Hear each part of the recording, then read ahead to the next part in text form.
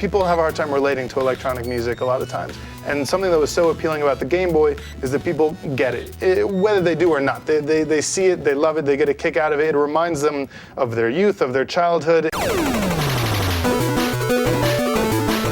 I see what these artists are doing as really a backlash to where technology has gone these days, and sort of the impending and imposing futurism, where there's a black box, which is what the theory is called, and you can't really, you just use what the computer has to offer as opposed to getting into the computer itself and starting from ground up.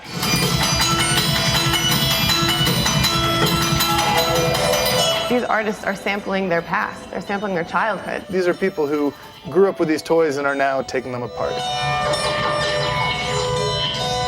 Some of my biggest nights at the Tank have been these Game Boy music nights where there's just tons of people here. I don't know exactly how long ago this became like a phenomenon, but I feel like it's kind of stuck in a place right now.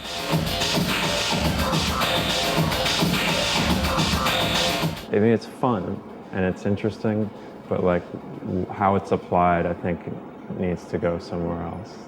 Because it's this manic sound of like, and of blips and bleeps and everything.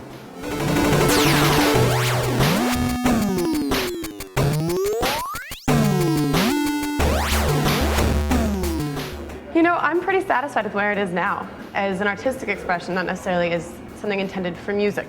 As an artistic expression, what they're doing right now is interesting enough. It doesn't really have to go anywhere for me. Like I said, the process of going inside the computer and reforming it to be something else, they're doing that right now. If it does become something else, I think they will find ways to layer it with more traditional elements, such as a guitar. Taylor met Jean-Louis and was shocked to see a pretty Asian girl who could kick like a top. He fell head over heels.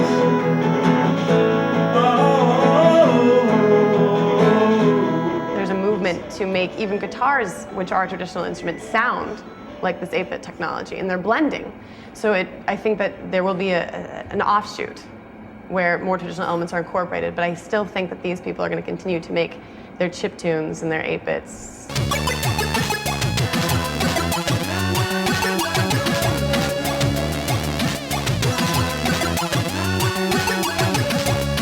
As these tools get more and more powerful, these digital and electronic tools become more powerful, there's that scary possibility of them becoming sort of solely the tools of the elite, like the digital elite, people who actually know how to use this stuff and spend their time doing it. Whereas if you teach people who have no idea how to do any of this stuff just a little bit, if you teach them just the beginnings of something and like give them those tools and show them that it's not as hard and scary as it seems, then they can just take off and do their own crazy work.